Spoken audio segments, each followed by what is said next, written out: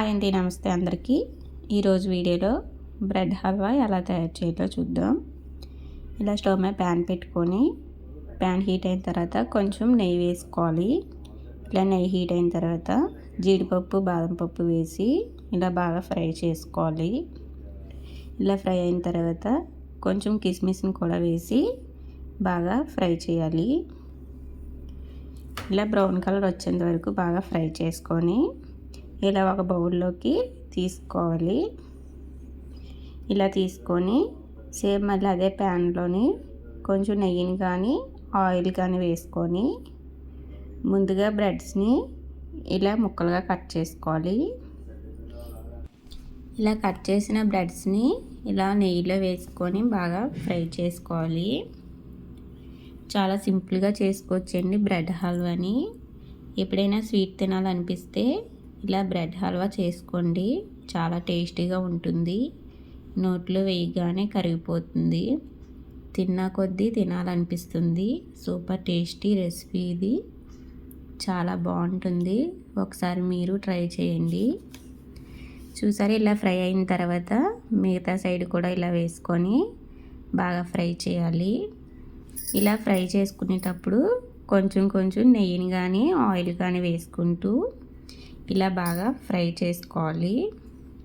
ఇక్కడ ఒకసారి ఆయిల్ వేసుకొని ఫ్రై చేసుకోవచ్చు, కానీ బ్రెడ్స్ అనేది ఆయిల్ ఎక్కువగా పీల్చేస్తాయి. ఇలా మధ్య మధ్యలో కొంచెం కొంచెం వేసుకుంటే ఇలా బాగా ఫ్రై అవుతాయి. చూసారు కదా, ఇలా రెండు వైపులా బాగా ఫ్రై చేసుకొని ఇలా ఒక ప్లేట్లోకి తీసుకుందాం. ఇలా మొత్తం తీసుకొని పక్కన పెట్టుకోవాలి.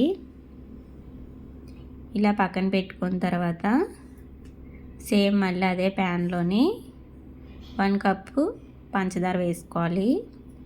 1 కప్పు పంచదారకి 1 కప్పు వాటర్ వేసుకోవాలి. ఇలా వేసుకొని పంచదార పూర్తిగా కరిగేంత వరకు ఇలా మరిగించుకుంటే సరిపోతుంది. పాకం అనేది అవసరం లేదు. ఇలా బాగా మరిగిన తర్వాత ముందుగా ఫ్రై చేసిన బ్రెడ్ పీసెస్ని ఇలా వేసుకోవాలి.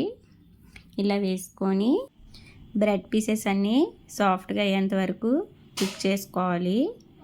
చాలా ఈజీగా చేసుకోవచ్చండి బ్రెడ్ హల్వా. నోట్లో వేయగానే కరిగిపోద్ది. తిన్నా కొద్దీ తినాలనిపించే స్వీట్ రెసిపీ అండి. చాలా టేస్టీగా ఉంటుంది. ఒకసారి మీరు ట్రై చేయండి తప్పకుండా. ఇలా బ్రెడ్ పీసెస్ సాఫ్ట్గా అయిన తర్వాత ముందుగా ఫ్రై చేసుకున్న డ్రై ఫ్రూట్స్ని కూడా వేసుకొని ఇలా ఒకసారి కలుపుకుంటే సరిపోతుంది. ఎంతో జ్యూసీగా టేస్టీగా బ్రెడ్ హల్వా రెడీ అయిపోయింది. చాలా టేస్టీగా ఉంది. ఒకసారి మీరు ట్రై చేయండి.